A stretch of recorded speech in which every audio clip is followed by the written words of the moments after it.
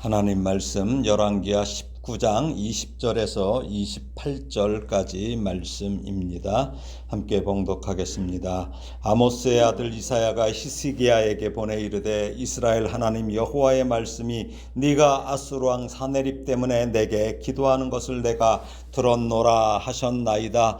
여호와께서 아수르 왕에게 대하여 이같이 말씀하시기를 처녀 딸 시온이 너를 멸시하며 너를 비웃었으며 딸 예루살렘이 너를 향하여 머리를 흔들었느니라. 네가 누구를 꾸짖었으며 비방하였느냐? 누구를 향하여 소리를 높였으며 눈을 높이 떴느냐? 이스라엘의 거룩한 자에게 그리하였도다. 네가 사자들을 통하여 주를 비방하여 이르기를 내가 많은 병거를 거느리고 여러 산 꼭대기에 올라가며 레바논 깊은 곳에 이르러 높은 백향목과 아름다운 잣나무를 베고 내가 그 가장 먼 곳에 들어가며 그의 동산의 무성한 수풀에 이르리라. 내가 땅을 파서 이방의 물을 마셨고 나의 발바닥으로 애굽의 모든 강들을 말렸노라 하였도다. 네가 듣지 못하였느냐? 이 일은 내가 태초부터 행하였고 옛날부터 정한 바라. 이제 내가 이루어 너로 견고한 성들을 멸하여 무너진 돌무더기가 되게 함이니라. 그러므로 거기에 거주하는 백성의 힘이 약하여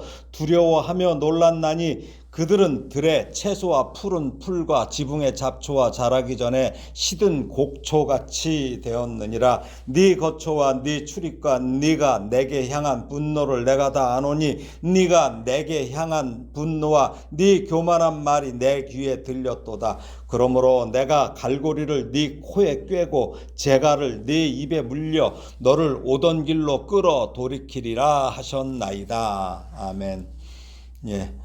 이사야 왕에게 이사야가 이제 왕에게 보낸 그 여호와의 말씀이죠. 예, 그래서 여호와의 말씀을 왕에게 지금 전달하고 있는 거예요. 히스기야는 아수르 왕 사네립이 자신을 조롱하는 것도 모자라 만왕의 왕이신 여호와 하나님을 조롱한 것에 대해서 성전에 가서 하나님께 마치 어린아이가 자기 부모를 욕한 것처럼 울분을 토로하여 히스기야의 기도를 들으신 하나님께서는 즉시 응답하시며 아수르 왕 사네립의 이 교만에 대한 하나님의 분노와 징벌의 예언을 이사야를 통하여 말씀하십니다.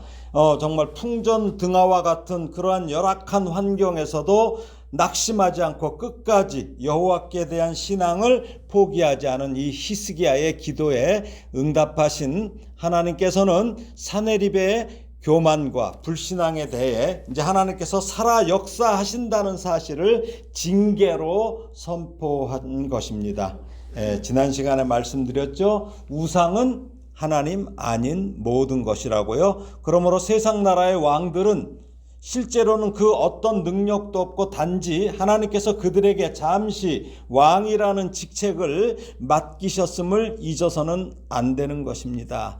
이를 알지 못하는 자는 자기가 우상이 돼서 하나님의 자리에까지 오르려는 교만을 보이다가 결국 패망할 뿐입니다.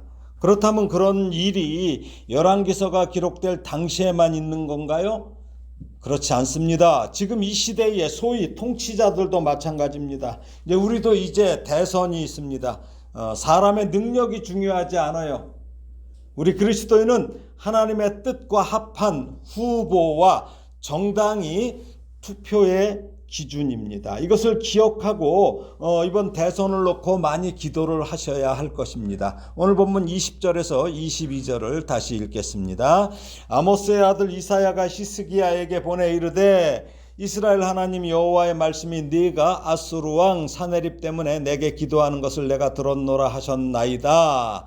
여호와께서 아수르 왕에게 대하여 이같이 말씀하시기를 처녀 딸 시온이 너를 멸시하며 너를 비웃었으며 딸 예루살렘이 너를 향하여 머리를 흔들었느니라. 네가 누구를 꾸짖었으며 비방하였느냐? 누구를 향하여 소리를 높였으며 눈을 높이 떴느냐? 이스라엘의 거룩한 자에게 그리하였도다. 예, 여기 보면 참 이 말씀이 나오죠. 네가 아수르 왕 사네립 때문에 내게 기도하는 것을 내가 들었노라. 예. 하나님께서 지금 이사야를 통해서 히스기야에게 전하신 말씀이죠. 너 정말 속이 많이 상했구나. 사네립이 나를 조롱하는 것이 그토록 속이 상했던 내 마음이 기특하구나. 이처럼 하나님은 우리의 어떤 기도라도 들으시는 분이에요. 어떤 기도라도. 그러니 여러분, 속상하다 못해 속이 터져버릴 것 같은 소리를 들었든지 그런 일을 당했을 때 먼저 하나님께 나아가 그 내용을 쫙 시스기야처럼 펼쳐놓고 마치 어린아이가 부모님께 미주알 고주알 이르듯이 하나님께 우리는 기도해야 합니다. 사람에게 하는 말은 자칫 그것이 부메랑이 돼서 자신에게 해를 끼칠 수 있어요. 오히려 그 말이. 그러나 하나님께 드리는 기도는 하나님께서 다 들으시고 하나님께서 가장 적절한 시기에 가장 적절한 방법으로 시행하여 주실 것입니다. 그리고 또 시행하시지 않는 것이 또 응답이에요. 왜? 그것이 하나님의 뜻에 어긋날 경우에는 시행하시지 않아요. 그런데 더욱 중요한 것은 그런 기도를 하나님께 드리며 나아갈 때 내가 알지 못하는 것, 기도해서는 안 되는 것을 성령님께서 대신 하나님께 간구하신다는 것이지요. 로마서 잠깐 볼까요? 로마서 8장 26절 27절이에요.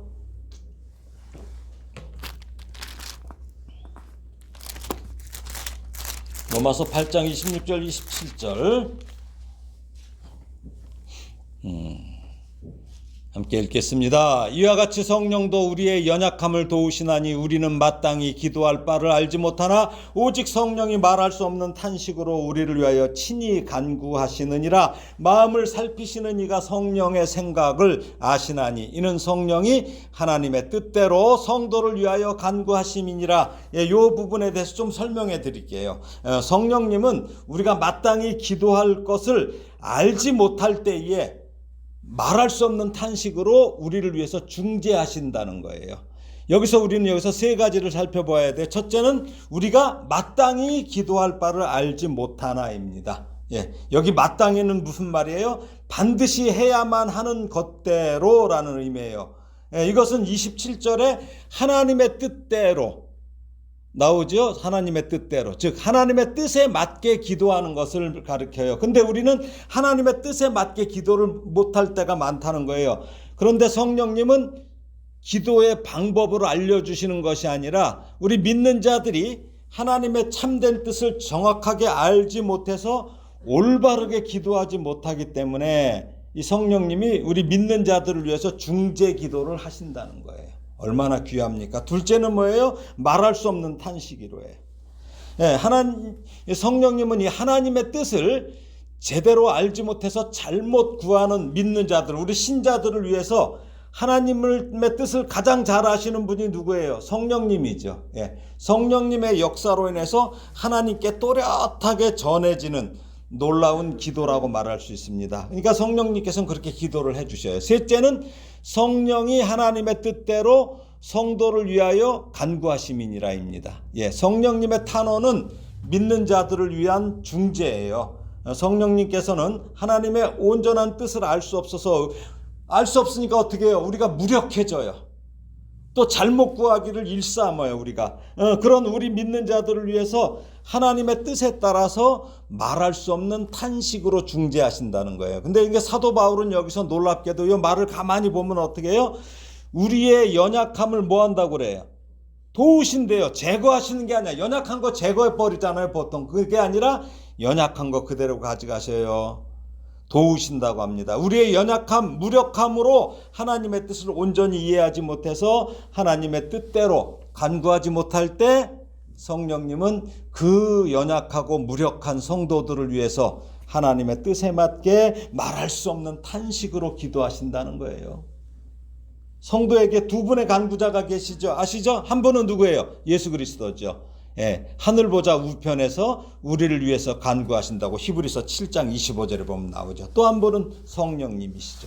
성도들은 때로 연약하고 무력하여 드리는 기도가 하나님의 뜻에 어긋날 수도 있고 어떤 때는 다윗처럼 욕으로 시작해서 막 욕으로만 막 포장되는 그런 기도도 있어요.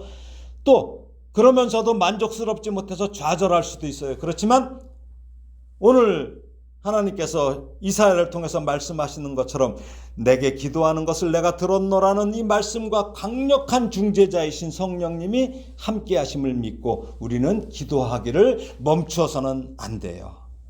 오늘 이제 본문 21절을 보면 아수르 왕에 대해서 뭐라고 그래요? 처녀 딸 시온과 딸 예루살렘이 사내립을 멸시하고 머리를 흔들었다고 말하죠. 참 재밌는 표현이에요. 여기서 처녀란 누구예요? 예루살렘이 사내립에 의해서 결코 더럽혀지지 않을 것임을 강조하는 표현이에요. 예. 처녀가 유린당하지 않는다는 거예요. 또 머리를 흔드는 행위는 뭐예요? 유대인들이 잘 하잖아요. 조소와 조롱 표현. 예수님께도 머리를 흔들잖아요. 그렇죠? 예.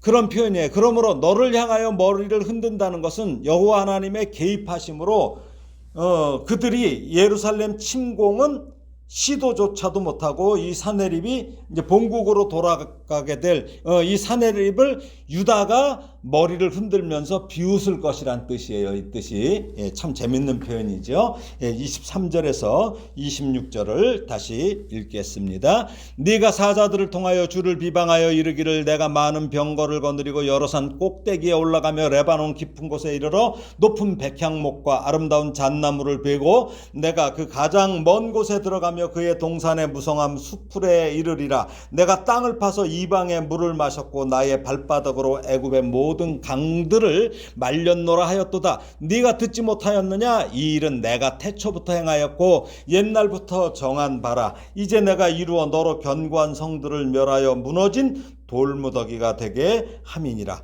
그러므로 거기에 거주하는 백성의 힘이 약하여 두려워하며 놀랐나니 그들은 들의 채소와 푸른 풀과 지붕의 잡초와 자라기 전에 시든 곡초같이 되었느니라. 23절 24절에는 그 아수르 왕 사내립의 그 교만한 생각이 잘 드러나고 있어요. 먼저 23절은 유다와 예루살렘을 유린할 것이고 유린하겠다고 그랬잖아요. 그리고 24절은 애굽까지도 정복할 것이라고 아수르의 이 사내립이 호언합니다. 사내립은 만사가 자기 뜻대로 될 것이라고 장담하면서 자기가 하려는 일은 반드시 성취될 것이며 아무도 이를 막지 못할 것이라는 오만에 빠져 있어요. 여기에는 뭐예요?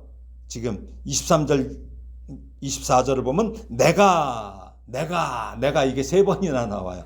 그리고 나라는 말이 1번, 또한 무려 4번 내가라는 말이 반복해서 나타나요. 이게 교만이죠. 내가. 이것은 사내립이 자신을 얼마나 높이고 있는지 잘 반영하는 그 표현이에요. 사내립은 하나님께서 자신을 강하게 하셔서 열방을 정복하게 하셨음에도 그것이 마치 자신의 힘과 능력으로 된 것으로 착각하고 자신을 높인 거예요. 그러니 그의 교만은 급기야 하나님의 선민의 자손 유다를 침공하면서 유다를 모독해요. 조롱해요. 그것은 물론 하나님조차도 유다를 자기의 손에서 구원할 수 없다는 아주 진짜 교만의 극치를 떨는 그 오만불선한 말을 내뱉잖아요. 그는 마치 하나님의 피조물로서 분수를 모르고 하나님과 견주려 했던 사탄과 같은 자예요. 이 자가. 사탄이 어떻게 돼요? 사탄이 하나님께 반역해서 그 지위를 잃고 하늘에서 쫓겨났을 뿐만 아니라 세상 마지막 날에는 지옥의 맨 밑바닥에 빠지도록 정해져 있어요. 또 이제 내일 살펴볼 그 말씀을 보면 사내립 역시 35절 36절 보면 하룻밤 사이에 18만 5천 명의 군사를 잃고 도망가요. 그러면서 자기가 조롱했던 예루살렘 사람들에게 도리어 조롱을 당한 거죠. 그리고 아수르로 돌아가서는 아들들의 반역으로 죽임을 당하였는데 이처럼 자기 분수를 모르고 교만해서 날뛰게 되면 돌아오는 것은 멸망뿐인 것입니다. 하나님께서는 사내립이 자기가 이러한 일을 했노라고 말한 것을 그대로 다시 한번 말씀하셔요. 인용하셔요. 참 재밌죠.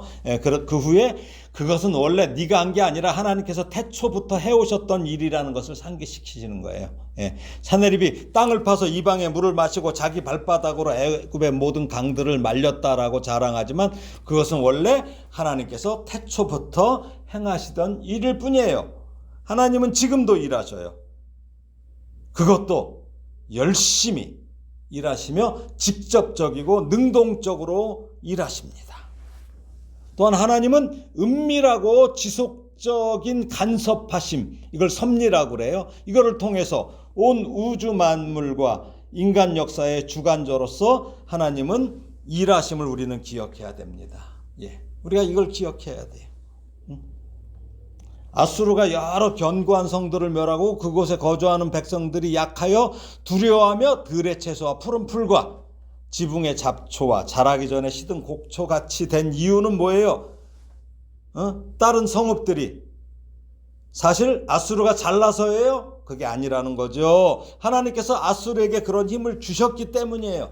즉 아수르가 강성해서 이 열방 이방 나라 다른 나라들을 정복하게 된 것은 그들 스스로의 노력으로 된 것 같지만 그게 아니라 아수르를 통하여 타락한 그 이방 나라들을 심판하시고 범죄한 선민 이스라엘을 징계하시기 위한 하나님의 뜻에서 비롯된 것이에요. 그러니까 아수르는 뭐예요? 하나님의 손에 들린 그냥 도구에 불과해요. 그냥 몽둥이에 불과한 거예요.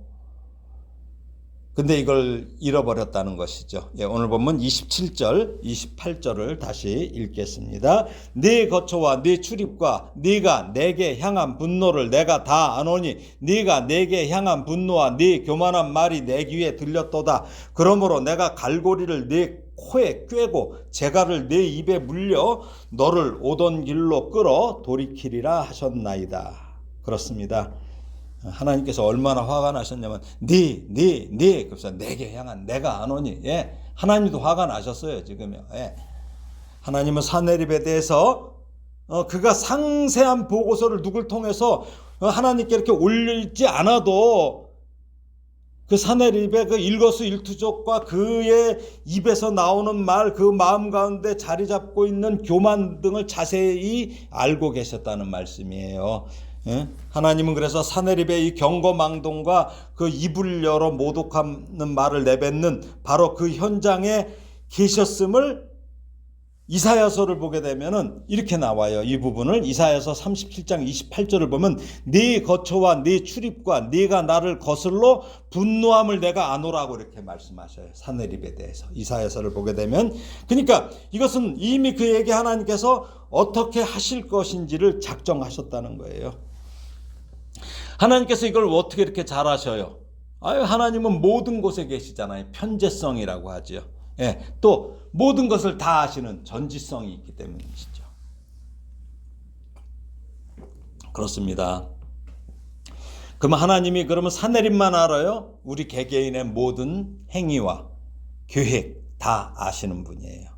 우리가 무엇을 어디서 뭘 하든지 항상 잊지 말 것은 그곳이 바로 하나님의 바로 코앞이에요. 목전이에요. 목전. 눈앞에 있어요. 그래서 다윗은 이에 대한 분명한 인식을 가지고 있었기 때문에 이렇게 고백했어요. 시편을 볼까요? 시편 139편 1절에서 10절까지 읽어보겠습니다. 이게 139편이 다 그런 내용인데 참 정말 귀한 시지요. 139편 1절에서 10절까지 읽겠습니다.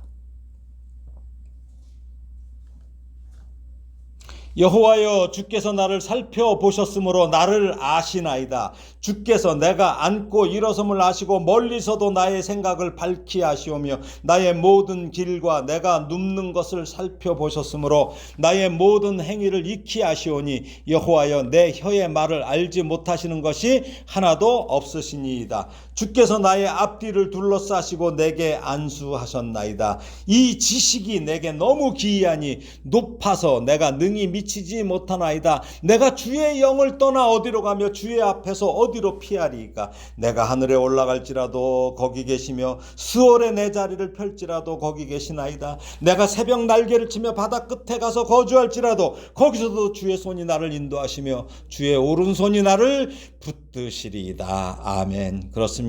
우리가 있는 곳은 그곳이 어디든지 다 하나님 앞입니다. 코람 데오입니다. 우리가 항상 죄, 불의, 경건치 못한 것들 이런 것들 다 버리고 의와 경건을 추구해야 할 이유가 바로 여기에 있습니다. 하나님께서는 사람의 심장과 피부도 살피시고 시험하사 속속들이 그 내용을 모두 알고 계십니다. 하나님께서는 아수르 왕의 일거수일투족을 다 알고 계셨어요. 아수르 왕이 감히 하나님께 대하여 분노하고 교만한 말을 내뱉은 것에 대한 대가가 무엇입니까? 바로 28절에 뭐라고 그래요? 그에게 갈고리가 코에 껴있고 재갈이 물려 오던 길로 끌어 돌이키는 것입니다. 예, 이게 사람한테 하는 거예요? 이거 짐승에게 하는 거죠. 하나님을 대적하는 이 사내립의 분노와 교만이 하나님의 귀에까지 들렸기에 하나님께서 그를 심판하시겠다는 뜻인데, 요나서에서는 어때요? 아수르에게 회개의 기회가 주어지잖아요. 그렇죠? 아수르의 수도 니느웨. 그렇지만 여기서는 회개의 기회가 없어요. 하나님의 심판만이 기다리고 있습니다. 여기 갈고리와 재갈은 덫에 걸린 야생 동물에 대한 묘사에서 등장하는 설명이에요. 근데 이러한 묘사는 정복한 적들을 모욕하며 조롱하는 그 아수르가 그런 짓을 했어요. 야만적인 관습을 그대로 드러낸 거예요. 아수르는 포로들을 이주시키거나 끌고 갈 때 갈고리 또는 코에 고리나 줄을 깨어 끌고 가는 방식을 통해서 신체적인 통제와 정신적인 굴욕을 주기 위해서 이렇게 사용했어요. 실제로. 실제 그 니느웨, 원래는 니네베라고 하죠. 니느웨 궁전의 그 부조에는 아수르 군이 패전국의 포로의 입이나 코에 줄을 깬 모습이 생생하게 그 부조로 묘사되어 있어요. 그게 그대로 돼 있어요. 또 아수르의 왕 에사라돈과 아슈르바니팔 등의 기록에도 반역하거나 저항한 자의 턱이나 코에 갈고리를 꿰어서 끌어내는 장면들이 이렇게 나와요. 그러니까 하나님께서는 이제 아수르가 했던 동일한 방식으로 그들을 그렇게 하겠다는 거예요. 조롱하실 것이며 그들의 나라를 퇴각시키실 것입니다. 그럼 아수르는 어디에 의해서 이렇게 되겠어요? 바벨론에 의해서 이들이 그렇게 될 것이죠. 말씀을 정리합니다. 실제로는 하나님께서 허락하신 것을 행했을 뿐이면서 자기가 그 일을 다 했다고 말했던 이 사나엘입은 실제 보면 이 작은 성과 같은 예루살렘, 이 작은 성에 불과했던 예루살렘을 정복하지 못하고 돌이킬 수밖에 없었잖아요. 그런데도 하나님은 그를 안전하게 돌아가도록 하실 생각이 없어요. 마치 말을 듣지 않는 소나 말에 끌려가듯이 아수르는 원래 자리로 어떻게 꿰서요? 예, 갈고리에 꿰어서 그렇게 끌려가는 거죠. 이 세상은 하나님이 다스리고 계십니다. 세상 사람들 그들이 믿든 말든 이 초강대 국가들의 통치자들이 아무리 세상을 막 자기들이 떡 주무르든 막 이렇게 주무르는 것 같아도 그 모든 것 위에 하나님의 통치가 이루어지고 있음을 우리는 보아야 되고 믿어야 합니다. 자기에게 주어진 물질이나 권력은 하나님께서 내게 맡기신 거예요. 그렇기 때문에 하나님께서 원하시는 뜻대로 그것을 사용하는 자는 흥할 거예요. 이게 뭐예요? 순천자 흥이에요. 그렇죠? 예. 순천자는 흥할 거야. 그러나 그 힘이 마치 자기 것인 양 생각하며 마음대로 휘두르는 자, 역천자죠. 이거는 망할 것입니다. 늘 말씀드리지만 우리는 옷걸이일 뿐이에요. 예? 옷이 아니에요. 옷걸이일 뿐이에요. 주인이신 하나님께서 내게 걸어두신 것이 내가 아니라는 것을 우리가 기억해야 돼요. 그래서 하나님의 그 거룩하신 뜻에 합당한 삶을 사시기를 예수님의 이름으로 축원합니다. 아멘.